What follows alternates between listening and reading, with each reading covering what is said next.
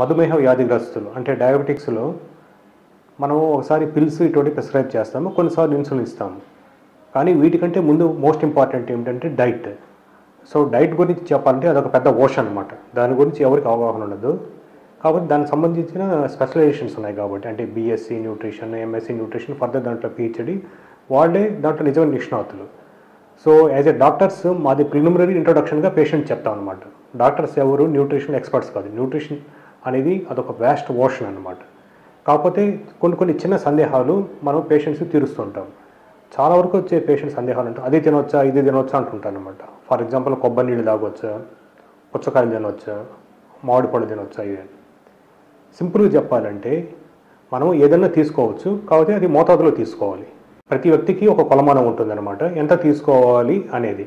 కానీ ఎప్పుడైతే మనం ఆ స్కేల్ని మర్చిపోతామో, సో దాన్ని దాటినప్పుడు మనకి షుగర్ లెవెల్స్ పెరుగుతూ ఉంటాయి. ఫర్ ఎగ్జాంపుల్ ఒక పదార్థం తీసుకున్నారనుకోండి, దానికి ఒక గ్లైసిమిక్ ఇండెక్స్ అని ఒకటి ఉంటుందన్నమాట. గ్లైసిమిక్ ఇండెక్స్ అంటే ఓకే, ఒక 100 గ్రామ్స్ తీసుకున్నప్పుడు గ్లూకోజ్ లెవెల్ ఎంత పెరుగుతుంది. సో దాన్ని బట్టి ఇంపార్టెన్స్ ఇస్తారన్నమాట. 50% కంటే తక్కువ ఉంటే దాన్ని లో గ్లైసిమిక్ ఇండెక్స్ అంటారు. 50 to 75% ఉంటే మోడరేట్ అంటారు. 75 కంటే ఎక్కువ ఉంటే హై గ్లైసిమిక్ ఇండెక్స్ అంటారు అనమాట.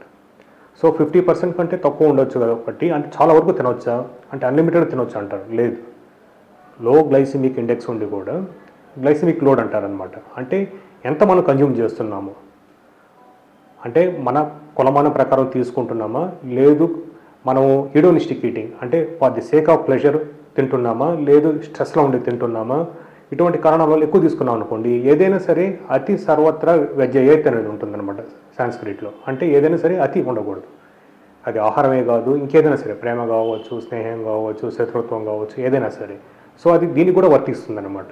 సో సింపుల్గా నేను చెప్పాలి అంటే రెండు డాక్టర్తో డిస్కస్ చేయాల్సింది, glycemic index, glycaemic load. So ఈ రెండు గురించి మనం కాన్సెప్ట్గా తెలుసుకుంటే ఇది లాంగ్ టర్మ్లో మనకు చాలా హెల్ప్ఫుల్ అనమాట. ఇదే నేను ఈ వీడియో ద్వారా చెప్పదలుచుకోండి. Thank you very much.